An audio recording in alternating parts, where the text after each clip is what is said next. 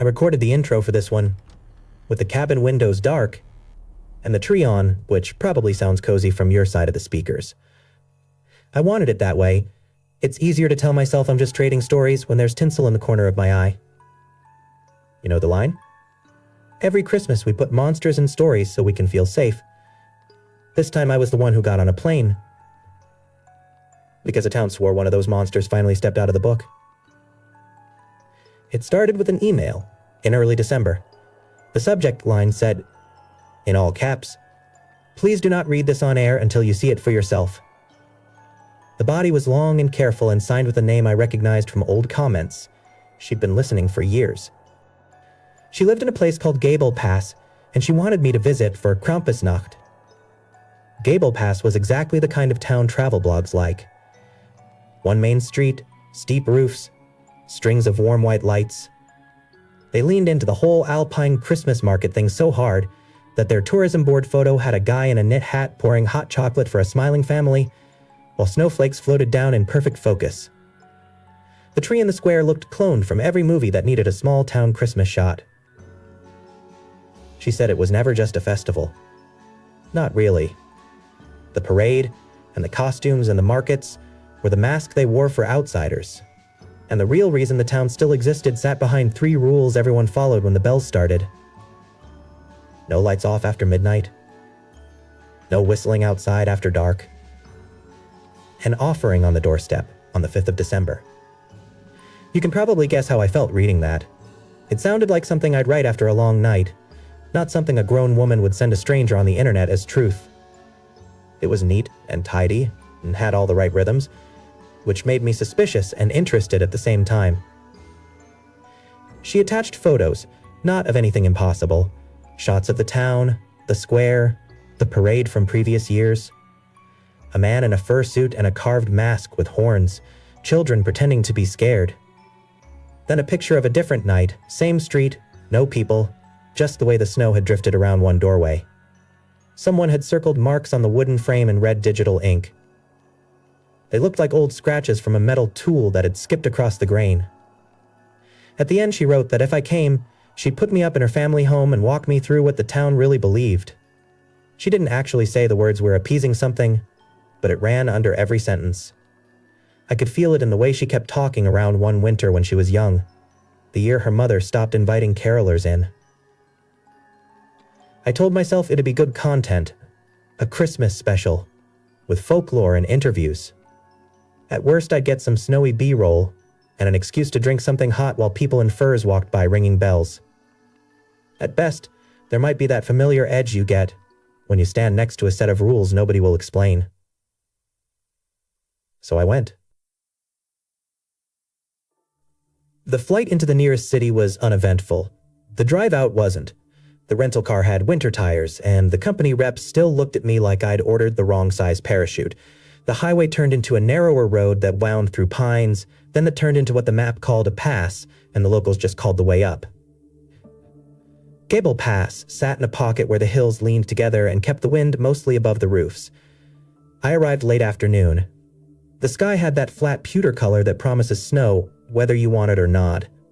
By the time I parked near the square, flakes were already catching the lights. I cut the engine and it was like somebody muted the world. My ears popped and the only sounds were distant voices and the clink of something metal. Bells, I thought, immediately. Of course. Mara met me at the corner of the square. That was the name on the email. She looked like someone who'd lived in cold places her whole life and still never quite agreed with the temperature.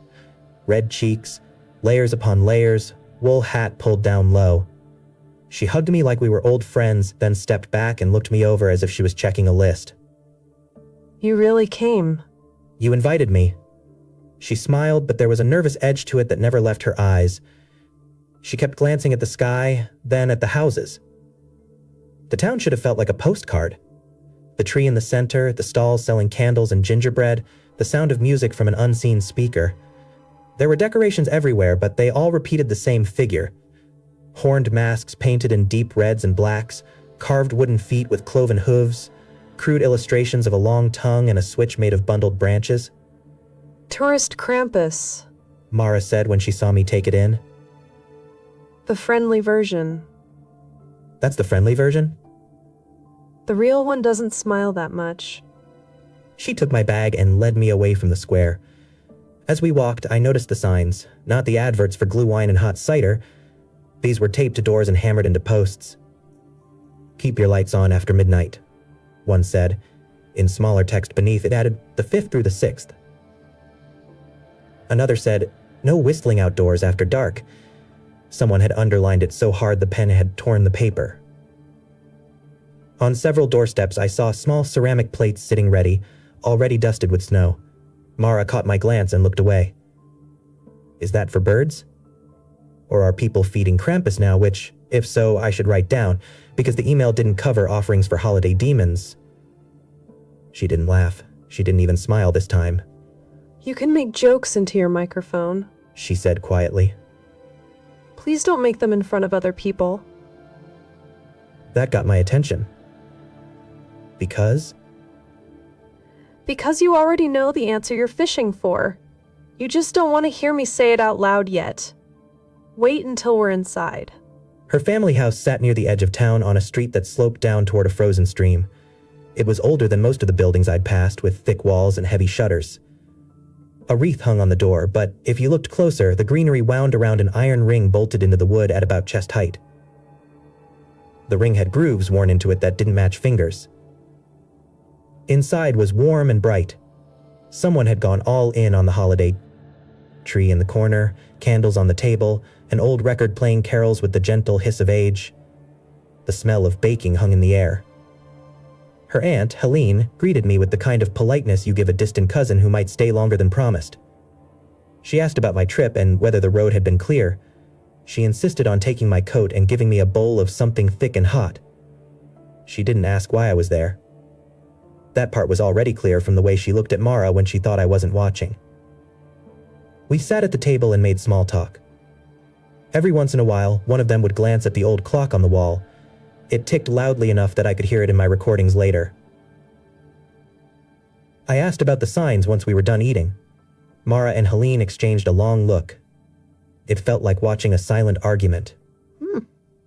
Every town has customs, Helene said finally. We have ours. They keep the winter quiet. Those are the rules from your email, I said to Mara. The lights, the whistling, the plates. She nodded. Her fingers worried the edge of the tablecloth. They didn't come from nothing. There was a winter where the town nearly broke. The rules came after. And you think that's tied to Krampus? She looked past me toward the front door. I think we tell children it's Krampus because that's easier than telling them we don't know what would come if we stopped. Helene cut in sharply. That's enough. He just got here. He came here to hear it. He came here to leave. Helene shot back. He has that option. I'd like him to still have it tomorrow. The tension was thick enough that I told my own instincts to stand down and change the subject. We talked about the parade instead. That was safer territory. On the 5th, the town would hold its Krampusnacht celebration. People would dress up, knock on doors, play at chasing away bad children. The usual script. Do the rules only apply that night?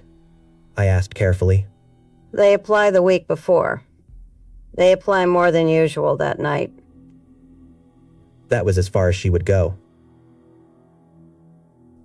Later, in the small guest room they'd made up for me, I sat on the edge of the bed and listened to the town.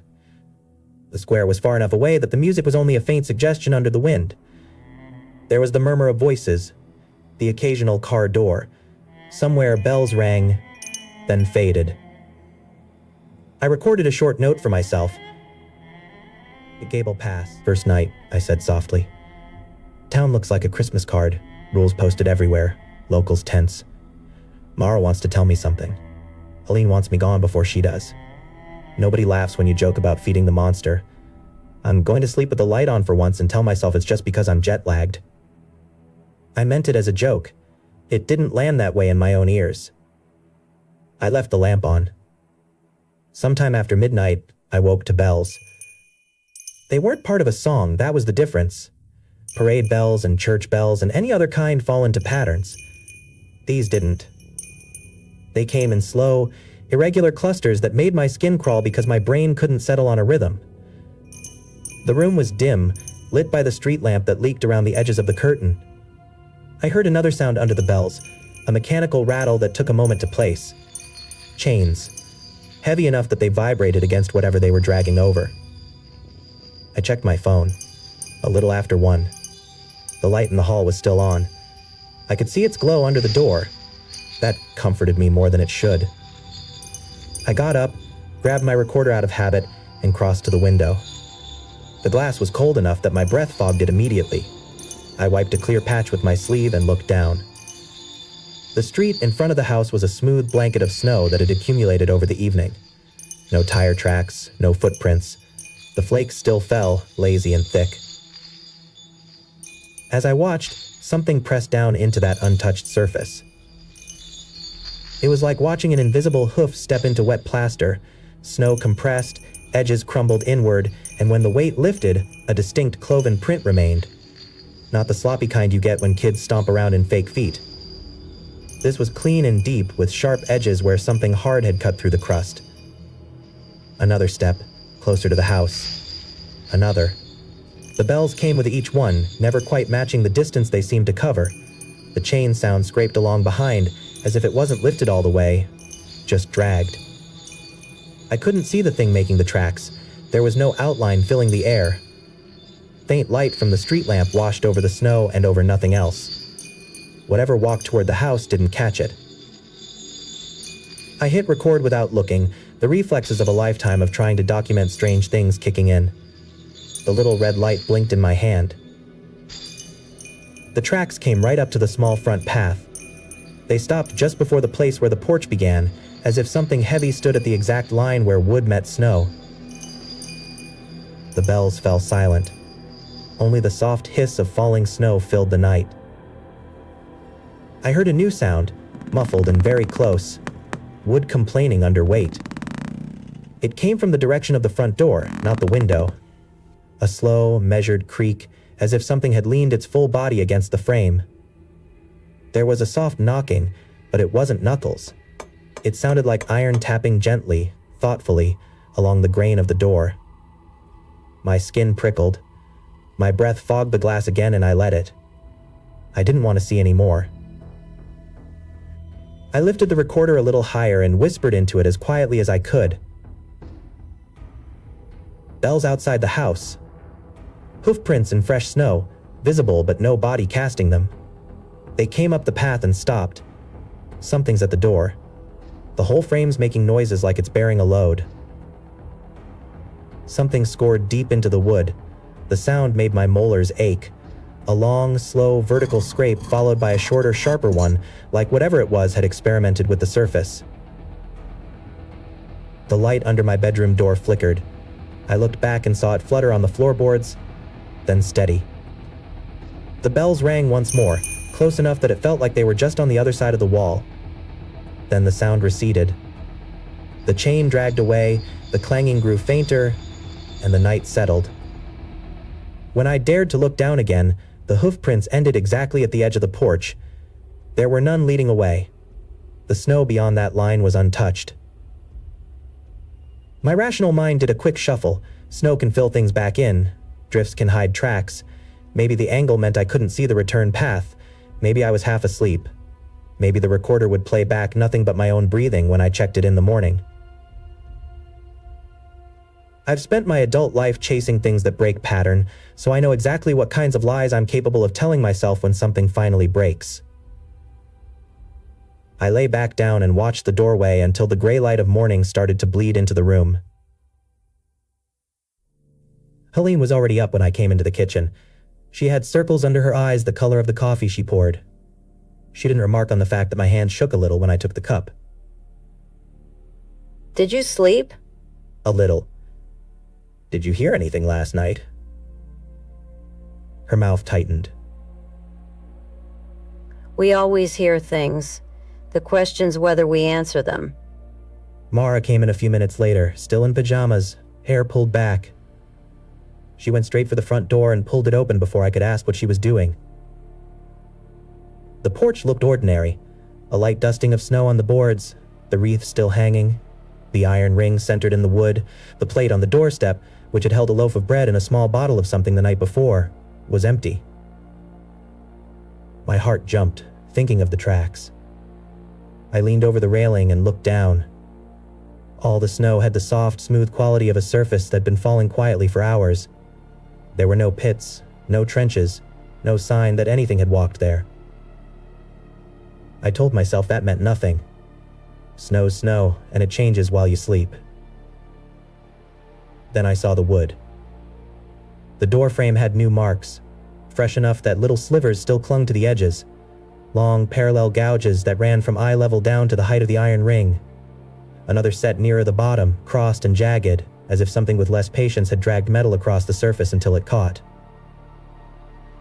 Helene stepped between me and the door. That's old. The house settles, the wood cracks. We put out the offering and it cracks less. That's all. She was lying. The denial came too fast and too flat, and we both knew I had eyes. Mara looked from the marks, to my face, then to Helene. Her jaw tightened. You can't pretend he didn't see that. I can pretend this conversation's over. At some point you have to choose whether to push or to wait. Experience told me pressing a family that already felt cornered would only make them retreat, so I let it go for the moment. We went through the motions of breakfast while the town outside prepared for the 5th. That afternoon, while Helene was in another room, Mara finally told me about the winter the rules came from. It was the year the old factory closed. Before you ask, yeah, I can give you a month and a year and you can pull whatever public record survived. You won't find anything that says what I'm going to tell you, because nobody wrote it down for outsiders. We sat at the table with the curtains half drawn. Light came in strips across the wood. There was a family on the far edge of town. They'd moved in a few years before. They didn't grow up with the local stories. Or they did, and they laughed at them. Either way, when Krampus week came, they made a point of doing the opposite of every old rule, because they thought it was all fear and superstition from people who didn't know any better. They turned the lights off to save power. She blinked. How did you know that? Because if I hadn't just spent a night here, that's what I'd do. Her shoulders sagged a little. They turned off every light before midnight. They went outside to whistle for their dog. They didn't leave anything on the step. People told them to stop. The mother said she refused to scare her children with old stories. She said if anything came out of the woods with horns, she'd call the police and sue the town for not keeping the roads clear. Her daughter repeated that at school. Kids talk. Outside, the wind picked up. Snow brushed the glass. That night we had a blizzard. A real whiteout. You couldn't see the house across from you. The power lines shook. Everyone left their lights on anyway and sat up together. There were bells in the wind. People heard chains on rooftops. They heard knocking on shutters. The usual Mr. Krampus is making his rounds stuff, only nobody laughed. The next morning? The next morning there were no lights on that family's house. The whole town noticed. People went out together because nobody wanted to walk up there alone. They found the front door open. Helene appeared in the doorway between the kitchen and the hall. I don't know how long she'd been listening. She didn't interrupt. She just stood there with her arms folded, watching Mara. There was snow in the entry, not drifted in by wind. It was packed in like something heavy had stepped through it. Inside the house, the floors were clear. All the furniture was in place. No broken windows, no signs of struggle. The parents were in their bed with the blankets pulled up. They had frost on their eyelashes. They never woke up. She swallowed. The girl wasn't there. Her room was empty. The bed was made, the window was closed. There were no footprints in the snow outside her window, no handprints, no sign that anyone had carried her out the front door. It was like she'd never existed except that everyone remembered her. Helene spoke up then, her voice low. We didn't tell the city that part. We told them about the parents, not the missing child. We said she must have run, must have gotten lost in the storm. They sent search teams who walked through woods that didn't have a single print that wasn't theirs. They pulled bodies out of rivers miles away that weren't hers. Officials don't like blanks. They fill them with whatever fits. And you kept the rules? We tightened them. No lights off, no whistling. Offerings on the 5th. We did all the things our grandparents had muttered about under their breath, and we did them on purpose. The winter after that was quieter. The bells stayed farther away. That was enough for us. Mara looked at her aunt. If you really believed it was nothing, you never would have written those down and nailed them to every door. Helene stared at the table for a long beat. When she looked up again, her eyes were wet. I believed it enough to know the difference between telling a story to children and inviting it to notice you. I didn't want him here. He came anyway.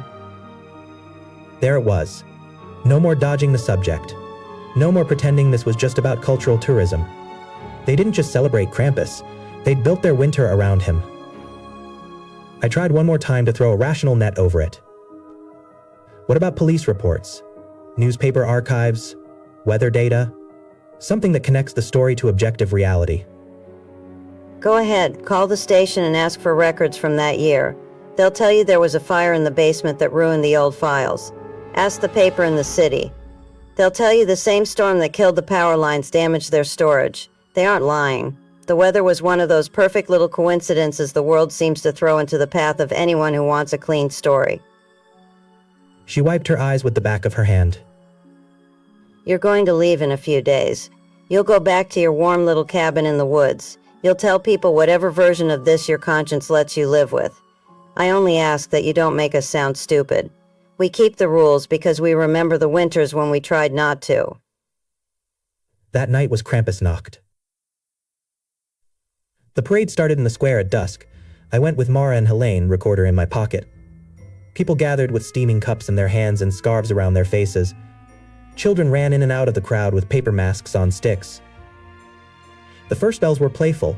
Men in fur and carved masks leaped around and snapped switches over heads while kids squealed and pretended it hurt. The costumes were good work. Real leather, real horns, not the cheap plastic you get in party stores. The eyes behind the masks looked tired and afraid, which did more to sell the whole thing than any amount of hidden speakers pumping in growls would have. I interviewed a few people for the show. They gave me the same safe lines. Tradition. Good for the tourists. The kids like it. Every time I tried to nudge toward the rules, they shut down. Their faces closed, their shoulders pulled in. Several told me flat out they didn't want their voices used if I was going to talk about that part. When the parade ended, something subtle shifted in the town. The music cut out. The stalls started to close. People who'd spent hours pretending to chase away a monster now hurried home to lock their doors. Lights came on in every window. I stood in the square watching warm rectangles bloom across the hillside. They lit the snow from within, turning the town into a lantern. Even houses that had sat dark all day now blazed. Mara pulled at my sleeve. We should go. It's almost time. Time for Belle? Time for you to decide how much of this you want on your conscience. Back at the house, Helene made one last round, checking lamps and unplugging nothing. The plate on the doorstep now held bread, sausage, and a small glass of clear liquid that burned my nose from a distance. You could blow this off. You could move. You're smart. You know how this makes you look to anyone outside. Why stay? This is my home. And maybe he's real and maybe he isn't, but either way, I don't want to be the fool who took the one working ritual we had and broke it because some man with a microphone wanted a cleaner story. Then she looked at me, and I realized what she was asking. You want to bend the rules. I want to know how much is superstition. And I think you do too. We're not going to blow the fuse box and sit in pitch black. We're not going to stand in the street and whistle a song. We can do something smaller. She pointed toward the front room. We leave one lamp off in there, just that one. We put the offering out a little late. We don't refuse, we stall. If nothing happens, you can tell your listeners it was all nerves and coincidence. If something does, I'll stop pretending it's just a story I grew up with. Helene overheard. Of course she did. You're not children. You can't pretend you didn't understand the rules. If you break them, you do it with your eyes open. She didn't forbid us. That mattered. We agreed on the compromise. All the lamps in the house stayed on except the one in the front room. We waited until we heard the first distant bells from the hill before putting the plate on the step. Not by much, just enough that it felt like we were being rude to someone punctual. The three of us sat together in the kitchen, which had the least direct line of sight to the front door. There was a lamp in the corner, the overhead light, and the soft glow from the open doorway into the hall.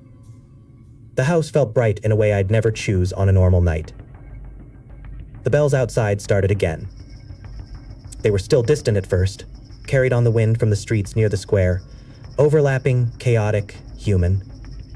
I pictured the costumed men walking home in little groups, masks pushed up on their heads, laughing about how they'd scared children whose grandparents were secretly too scared to laugh back.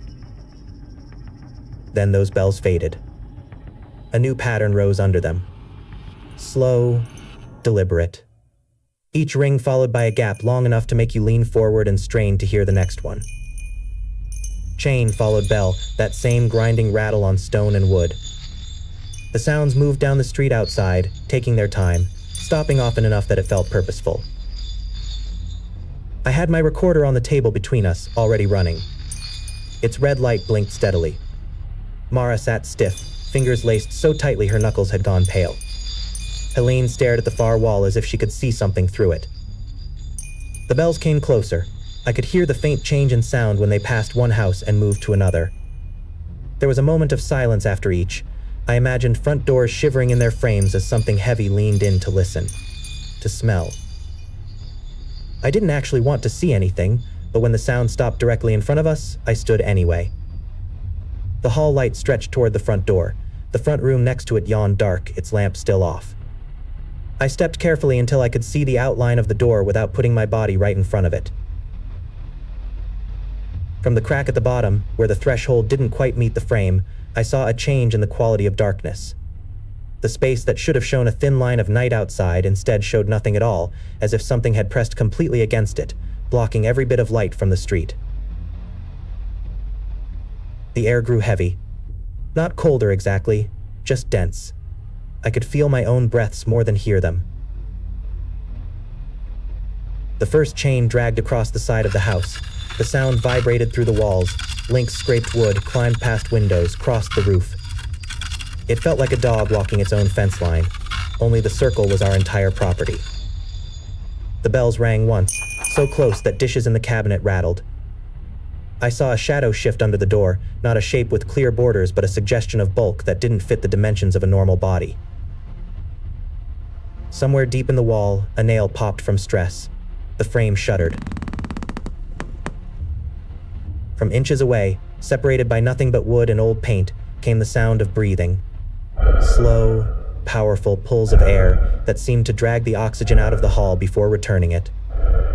There was a faint edge of heat to it, like air measured over coals. I don't scare easily. My life's brushed up against enough strange stories that I've developed a thicker callus than's probably healthy. I still felt my knees wanting to go. Behind me in the kitchen, a glass rattled hard enough that it tipped and rolled. I lifted the recorder with both hands. I whispered, Gabel Pass. Krampusnacht. Something's on the other side of the front door. There are no lights off in this house except the front room. We delayed the offering. The bells stopped here. Chains are circling the property. There's weight on the frame large enough to make the nails protest. I can hear breathing. The breathing changed, as if whatever was out there had shifted closer. For one heartbeat, I had the sixth sense it could hear the motor in the recorder and was curious. There was a new sound. Something hard tapped along the door, pausing where the iron ring sat. The tapping became a slow, deliberate scratching. Down the length of the wood, then up, then down again. At one point, the marks bit deep enough that the whole panel gave a shuddering groan. Behind me, Helene began to murmur something under her breath in a language I didn't know. Not a prayer, not exactly. More like a set of phrases said too many times to hold fresh meaning, only desperate habit. The scratching stopped. The breathing lingered a moment longer, then withdrew. Chains slithered off the roof. Bells jingled once, conversational, then moved on. The weight came off the door. The darkness under the frame went back to being night instead of nothing. It took a full minute before anyone moved. Then Helene stood, walked to the doorway of the kitchen, and took one careful step into the hall. Don't open it, Mara said sharply. Oh, I'm not stupid. It's either gone or it isn't. If it isn't, I'm not the one who's going to invite it into my entry with a gesture. If it is, the marks will be there in the morning. We slept in shifts that night, which is a generous way of saying we closed our eyes in turn and pretended the others would wake us if anything started up again. Nothing did. Morning came gray and gentle. Snow still fell. Quieter now, flakes drifting rather than driven. I walked to the front door with the others behind me. When I pulled it open, the cold bit into my throat.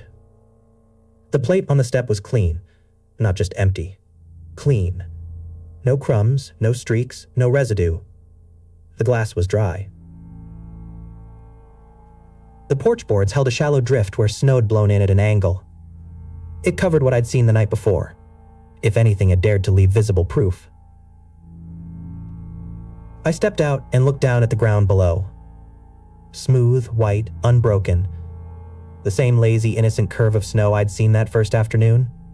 No pits, no long gouges that showed where chains had hung or dragged. No prints. Behind me, Helene made a small sound. I turned. The doorframe bore fresh wounds, more dramatic than the previous ones. Long gashes that bitten into deeper layers of old paint, exposing raw wood beneath. Around the iron ring, the gouges crossed and overlapped, as if something had traced greedy circles there with a hooked tool. Mara reached out and touched one of the new grooves. A sliver of paint broke off and fluttered to the floor. Old. She said softly. Right. Helene didn't answer. We went back inside. The house felt different. Not lighter, exactly, just resigned. The way a place feels after a storm passes and leaves everything where it found it, while still reminding you how easily that could have gone the other way. I packed my bag in the guest room. When I pulled my wallet out of my coat to check something, I noticed the difference immediately. It felt wrong in my hand, lighter in a small way. I don't keep much in there. I travel with the bare minimum. A driver license, a credit card, a folded receipt or two. Tucked behind the license where nobody could see it on camera, I'd kept one photo for years. It wasn't of Lauren and Emma, which is the first thing people always guess when I tell this part. That picture lives in a frame on a shelf at home and on my phone, and all the places normal people keep their family. The photo in my wallet was older. It was me as a child between my parents in front of a tree in some rental house I barely remember, wearing a sweater with a reindeer on it. The colors had faded. One corner was creased. I kept it there for reasons I didn't examine often. Maybe to remind myself there'd been Christmases where monsters were just cartoons on wrapping paper and not things you drove across a country to chase. The slot behind my license was empty. Everything else remained. Cards, receipts, even the tuck of cash I kept behind another flap. No torn edges slid to the floor when I shook the wallet. The photo was simply gone. I checked every pocket of my bag, then the floor under the bed, then the nightstand. I knew before I started I wouldn't find it. Things like that don't fall out on their own. I didn't tell Mara and Helene. It felt like admitting too much. Instead, I thanked them for letting me stay, promised to send them a link when the episode went up, and let them walk me back to the car. On the way through the square, I noticed something else. The signs about lights and whistling were still up, but someone added fresh tape to the corners where wind had peeled them. The plates on doorsteps sat ready for the next year, stacked near thresholds like dishes waiting to be set. At the edge of town, I pulled over and got out with my recorder one last time. The wind had calmed. The world sounded distant, like the mountains had put their hands over their ears. This is the part where I'm supposed to say what I think. I think a town had a bad winter and built rules around it in the only shape they knew. I think those rules lined up with an older story that already lived in the region, because monsters that come with chains and hooves and sacks for children didn't come from nothing either. I look back at Gabel Pass. Lights still twinkled in the square even in daylight. I think you can file most of it under communal superstition, I went on. Humans are very good at making patterns out of fear and then obeying those patterns, because the alternatives admitting nothing keeps us safe. I also think that when you stand on the other side of a door and hear breathing pressed up against it, that knowledge lives in your bones longer than any rational explanation. I hesitated, then added quietly, and I think somebody took something from me without opening my wallet. Somebody, or something, that understands what a keepsake's worth, and wanted to see whether I'd keep telling myself there was a good reason it vanished during the one night a town spends all its energy keeping an old story from waking all the way up. I got back in the car and drove down out of the pass. Snow thinned. The road widened. By the time I reached the highway, it felt like Gabel Pass had been a stage set that folded away behind me. Back at the cabin, life settled around the story the way it always does. Lauren asked how the trip went. I told her about the market, the parade, the food. I left out the moment where my knees almost gave out in a hallway hundreds of miles away.